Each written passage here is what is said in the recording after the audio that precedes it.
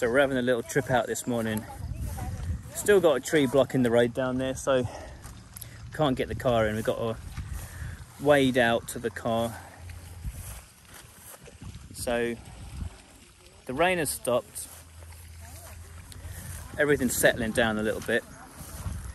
We're going to go out to, don't know, just have a break from the farm, get a bit of breakfast maybe, get a coffee.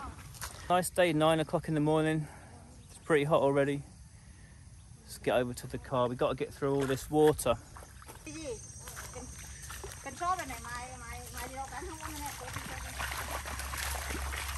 Yeah, all the water levels are a little bit lower than before. This lady, she managed to get her bike to here. So apparently, because we are able to drive the car right to this point, this is kind of a public-ish road. I think Penn's already talked to the people that own this piece of land here to talk about chopping a couple of these trees down, these palm trees, and then we got a second access into our farm, which I think is going to be a good idea. But this is where we had to leave the car the other day. Lucky he's got lots of space and he doesn't mind. Everything all right? Let's get these dogs tied up. We're not going very far, just into the local town, so the dogs will be all right in here for a few minutes. And we're just put an umbrella up for the dogs and go and get a coffee quickly.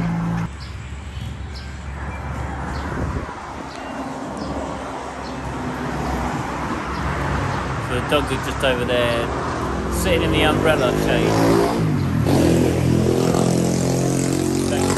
The lady said they didn't have iced latte, so we're like, oh, just put some coffee and some milk and some ice, and it's one of the best I've ever had. It's really good.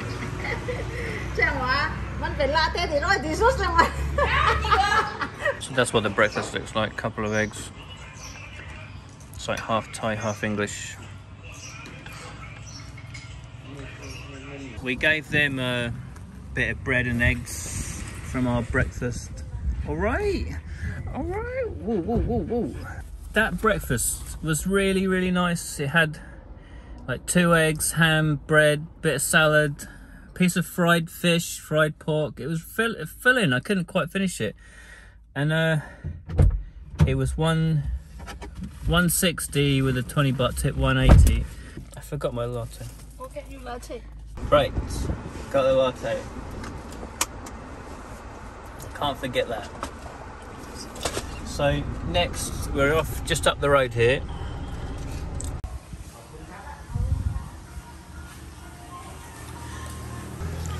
So we've just come to this they have like a coffee shop, steakhouse thing. Coffee's alright. We haven't tried the steak yet, but they also have a sign out saying for building, so we've come up to have a chat with the guy about building our bungalow on the farm, get a quote done. He seems to know what he's talking about. Let's go home. Come on. So we're gonna drive down the alternative entrance now to the farm. Right up to this bit. Just how do we get from here into the farm?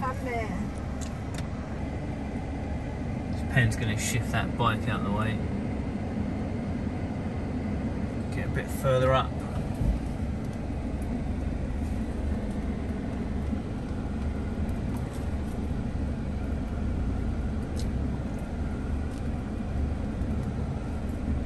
I still don't think we can get in without running over our own trees anyway, so that's it for now. It's about as close as we can get, so it's better than before. Carry all this stuff back from here. We go home, chicken. We got some chicken for the dogs there, so that's their treat. So every time Penn takes the dogs out in the car, she always gets them a chicken treat on the way back, so they learn, if they, you know, behave themselves and come back home, they're looking forward to their chicken. Come on.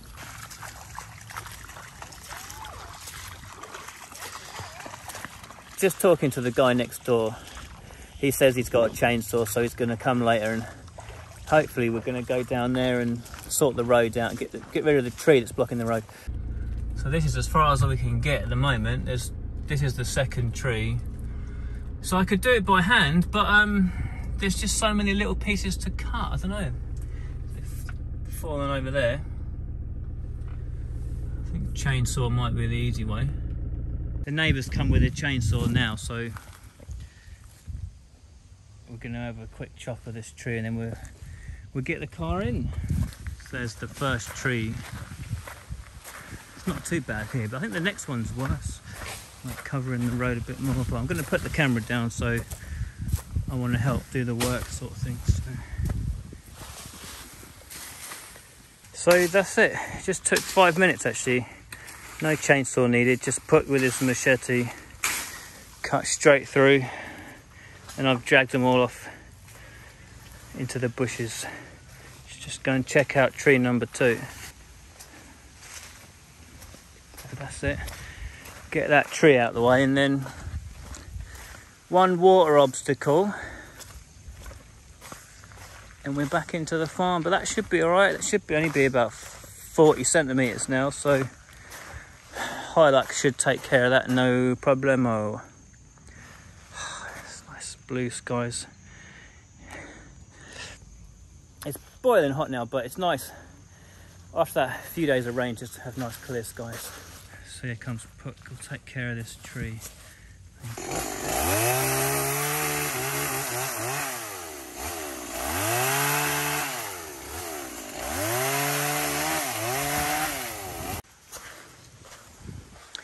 So that's that sorted. Didn't take too long. There were a couple of big bits, so yeah, good that he did bring the chainsaw. So this guy lives this is their land over there, so it's one of our neighbours. It seems like all the neighbours we've got around here are nice people, which is good. I don't know them well, but from what I've seen, they're just really friendly, really helpful.